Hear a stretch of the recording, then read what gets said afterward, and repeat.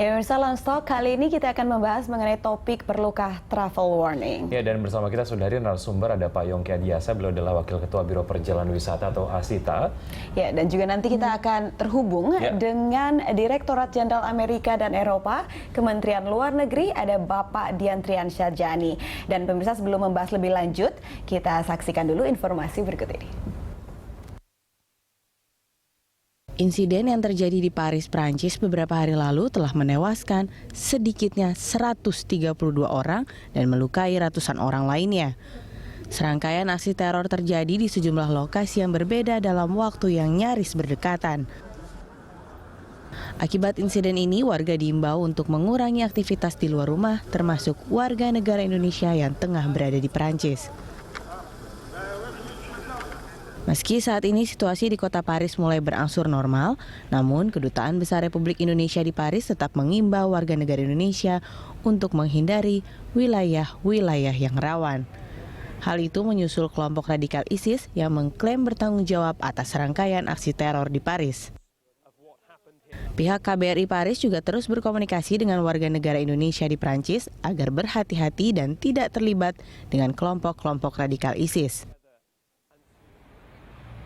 Pemerintah Kota Paris telah memutuskan untuk menutup sementara sejumlah fasilitas umum seperti perpustakaan, museum, gelanggang olahraga, universitas, dan sekolah. Salah satu museum yang ikut ditutup adalah Museum Louvre, tempat lukisan legendaris Mona Lisa dipamerkan, dan Taman Bermain Disneyland Paris. Meski demikian, sejumlah grup wisatawan asal Indonesia tetap berencana melakukan perjalanan wisata ke Paris, Prancis. Kementerian Luar Negeri hingga kini juga masih belum mengeluarkan travel warning atau peringatan untuk tidak bepergian ke Prancis. Sejumlah agen perjalanan wisata mengatakan belum ada pembatalan perjalanan menuju Paris, namun kepastian tanggal keberangkatan para wisatawan tersebut memang masih belum bisa ditentukan. Selama ini, Paris menjadi negara tujuan wisatawan mancanegara yang jumlah wisatawannya mencapai 85 juta orang per tahun dengan Menara Eiffel sebagai ikon global Prancis. Lalu, bagaimana jaminan keamanan bagi warga negara Indonesia yang akan berwisata ke negara yang tengah dilanda insiden? Apakah pemerintah akan mengeluarkan travel warning bagi negara-negara yang dinyatakan sedang tidak aman? Ya, Wiki, insiden ini memang membuat sedih banyak pihak begitu. Betul. Ya. Kita sangat berbelasungkawa karena korbannya itu cukup besar. Betul. Dan ini menjadi concern seluruh dunia. Dan sekarang kemudian menjadi fokus, dan yang dikhawatirkan adalah akan memberikan pengaruh terhadap beberapa sektor. Salah satunya adalah sektor wisata. Saya ke Pak Yongki. Pak Yongki, sudah seberapa besar sih pengaruh yang dirasakan oleh Asosiasi Biro Perjalanan Wisata ini terkait dengan insiden yang terjadi di Paris, Prancis? Untuk saat sekarang, dengan banyaknya kejadian teror-teror di dunia ini, untuk orang Indonesia tidak terlalu banyak pengaruhnya. Kita ambil contoh yang terdekat, kejadian di Bangkok. Saat kejadian bom di Bangkok itu hanya beberapa hari, sesudah itu orang Indonesia datang lagi ke Bangkok. Ya, tapi dalam beberapa hari, contoh yang kejadian Bangkok begitu ya, ada tidak dari pihak warga Indonesia akhirnya membatalkan kunjungannya? Sampai saat ini tidak ada. Begitu ya. Sampai saat ini tidak. Yang Bangkok saja tidak membatalkan begitu, dan yang Paris ini sampai hari ini belum juga ada yang membatalkan begitu ya, Pak Yongki. Atau ada yang mendelay perjalanannya ke sana? Iya, memang delay ada. Hanya menunggu kapan waktu yang tepat. Sementara saat sekarang bukan musim liburan untuk orang Indonesia.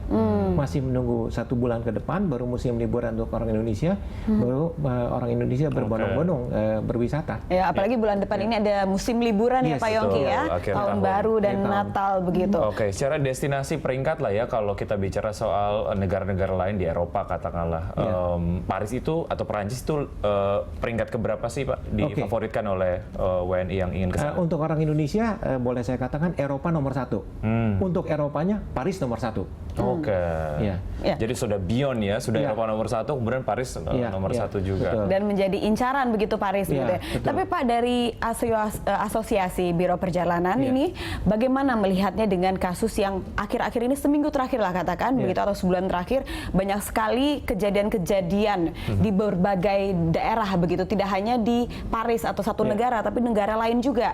Nah, Anda selaku pelaku di dunia industri ini melihatnya bagaimana? Ada tidak dampak atau kekhawatiran harus diresahkan? Secara umum tidak terlalu besar dampaknya, karena nomor satu, kebanyakan orang Indonesia berwisata dalam rombongan. Berwisata dalam rombongan lebih mudah diatur karena ada pendamping, dalam hal ini pemandu wisata. Dibandingkan dengan negara-negara lain yang berwisata individu. Berwisata individu inilah yang agak sulit. Karena apabila terjadi sesuatu, pihak KBRI kita dimanapun selalu berkomunikasi. Paling tidak dengan pimpinan rombongan kita. Jadi rasa aman itu tetap ada walaupun was-was. Berarti sebenarnya ya Wiki ya, harusnya concernnya itu lebih di pemerintah dan juga pimpinan rombongan ya, atau biro perjalanannya. Nah, ada tidak tindakan khusus yang dilakukan oleh pemerintah ataupun biro perjalanan begitu ya, untuk mengantisipasi keselamatan dari para rombongan? Kita hanya lebih alert, lebih sering membaca berita. Selain itu tidak ada yang dan istimewa. kontak dengan wisatawan yang sedang ada di sana juga akan lebih intens gitu ya. Oke, Pak Yongki, terkait dengan objek-objek wisata yang penting dan juga ikonik di Paris seperti Menara Eiffel dan juga Disneyland di sana, kemudian beberapa museum juga tutup. Artinya nanti Biro Perjalanan Wisata nih harus memutar otak nih ya, ada objek-objek wisata baru yang akan didatangi. Apakah ini juga dilakukan? Sementara itu penutupannya hanya temporary, tidak dalam jangka waktu panjang. Karena berita yang saya dengar, objek wisatanya tidak kena victim. Jadi demi keamanan tempat-tempat keramaian ditutup sementara. Saya pikir tidak perlu khawatir lah untuk orang-orang kita. Karena satu hal yang gini, Prancis itu begitu concern dengan keamanan. Tanggal 13 terjadi. Tanggal 13 itu juga dia mengumumkan temporary selama 1 bulan dia keluar dari Schengen. Schengen itu maksudnya satu negara kesatuan untuk mengaplikasikan visa bersama. Selama 1 bulan mulai tanggal 13 dia keluar. Artinya Perancis ingin sendiri menjaga negaranya, mengontrol siapa yang masuk. Itu adalah keseriusan dari Eropa, dari Perancis demi menjaga keamanan ini. Karena secara tidak langsung dia merasa kebobolan dengan refugees yang ada di sana. Tapi jika Prancis sendiri merasa kebobolan, berarti kan ada celah dari kontrol yang katanya cukup ketat begitu ya, tapi ternyata bisa kejadian. Berarti kan ke depannya ada celah juga kemungkinan untuk terjadi kembali. Sehingga mungkin para warga negara Indonesia begitu ya, ingin berjalan-jalan pada khawatir gitu. Dan juga sebagai biro travel harusnya tidak khawatir sama sekali, apa bagaimana? Jadi gini, kita sudah lihat bahwa tindakan yang dilakukan oleh pemerintah Prancis sangat cepat. Nomor 2, kalau memang kita khawatir, pertanyaannya adalah negara mana sih yang aman sekarang? Hampir semua tempat. Hampir semua tempat. Ya, satu hal yang tadi juga sebetulnya sempat perbincangkan oleh produser One Stop bersama salah satu wisatawan ataupun warga negara Indonesia yang sedang berada di Perancis, bahwa kondisinya di sana nggak seserem seperti yang diberitakan gitu ya. Oke, kita masih punya beberapa segmen, kita akan lanjutkan usai jeda, kami akan segera kembali.